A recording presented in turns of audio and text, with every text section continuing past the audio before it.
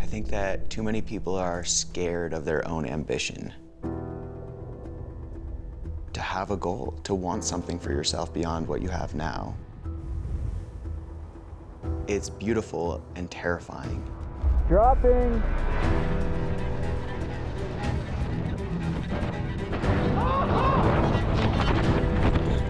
Jim's down, he's drilled some rocks. I'm okay. By saying your goal, you're so much closer to achieving it. And saying it out loud is quite scary. I'm Jim Ryan. I'm a professional skier based out of Jackson Hole, Wyoming.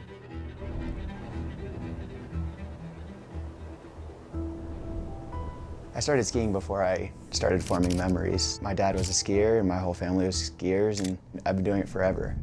So I was a ski racer for the first 20 years of my life. When I raced my last ski race in college, I actually hadn't considered that that would be my last competition, and proceeded to be more or less lost for a year. And in that time period, I watched TGR movies every day. And they became a refuge for me. And then I received this text message. My friend, he's like, do you want to go do this? Should we pursue professional skiing? I told people I moved here to be a pro skier, and most people laughed right in my face. Suck it, nerds. Jackson Hole Mountain Resort, you can go up the tram and almost immediately be in committing serious terrain.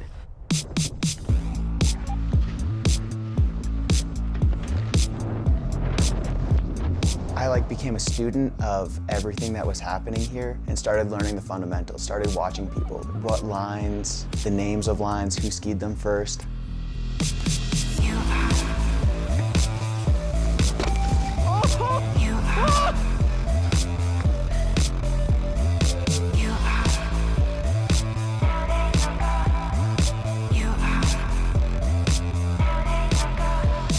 I will go out every single day. There's always ways to have fun on snow.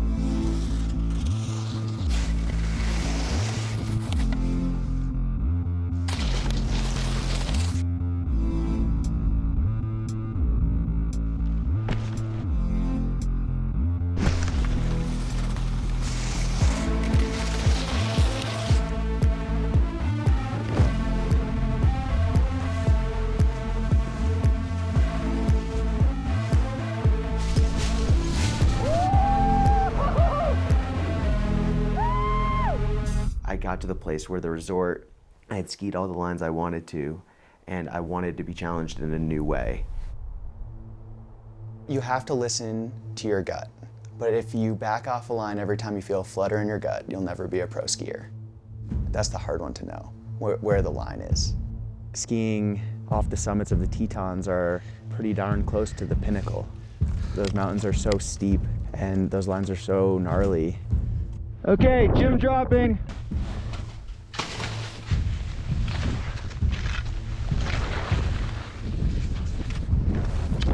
Oh!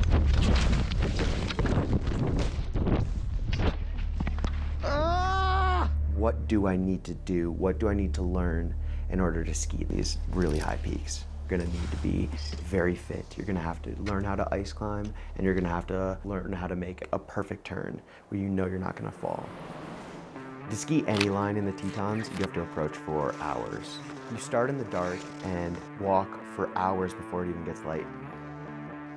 One of the reasons I love human-powered skiing and I love skiing in Grand Teton National Park is because it just takes a ton of fitness.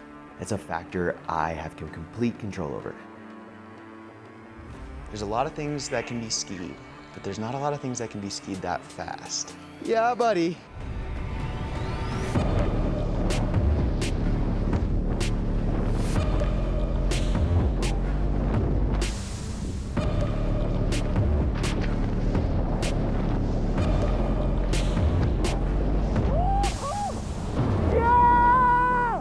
Skiing the Southeast on the South, like that was approaching my limit. I was super impressed with Jim's approach to skiing these lines that he'd never been down. His approach to it was eye-opening. He's got that mountain sense.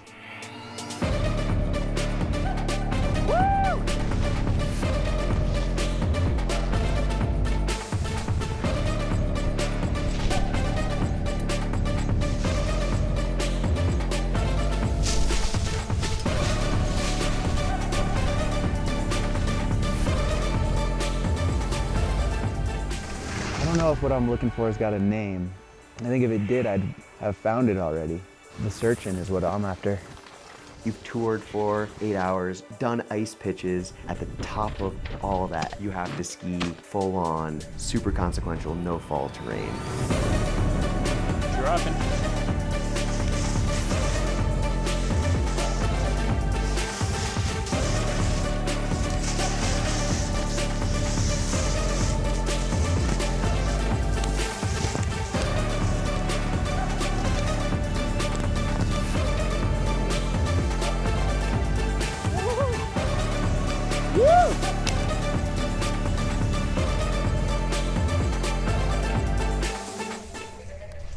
Fucking work, bud. That looks great. You really only remember how rewarding it was. And then you wake up the next day and you've forgotten how scary it is. And then the day after that, you sign up to go again.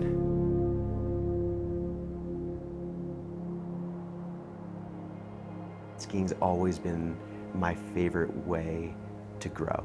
It started at JHMR, then it moved into Grand Teton National Park, and now I want to apply this skill set in bigger mountains.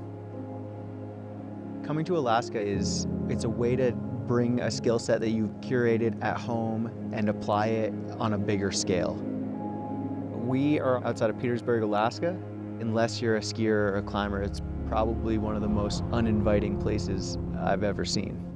The best way to learn how to do something is to spend a bunch of time with people who are really good at it. Going out into the field with Griffin Post, Sam Smoothie, and Taylor Godber, that's what I'm really excited about, is spending a lot of time with really capable people. We're just trying to find this one clean entrance without, getting too cataclysmic. Nothing's been skied here before, so you have to make every decision for yourself in more consequential terrain, and it's really cool to put those skills to the test. Nobody wants to go first. Somebody's got to do it.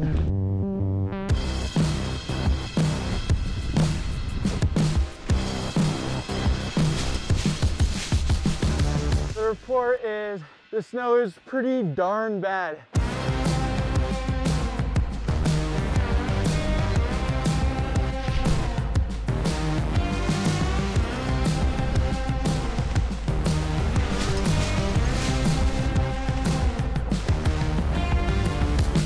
It's summer-like conditions, and next thing we know, bam, we're in the middle of this just blizzard that goes on for days. Oh, God. Holy shit! Being comfortable in uncomfortable places, just that can make you so much better.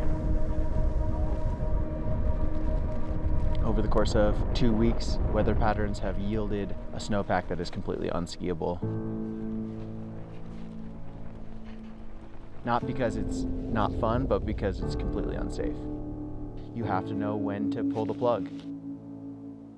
I think that this trip is super important in moving towards a goal. So much learning around knowing when to turn around. I know that I'm going to, every single day, work at my craft. I don't have to clock in or record it or hold myself accountable because it's just gonna happen and I know it will.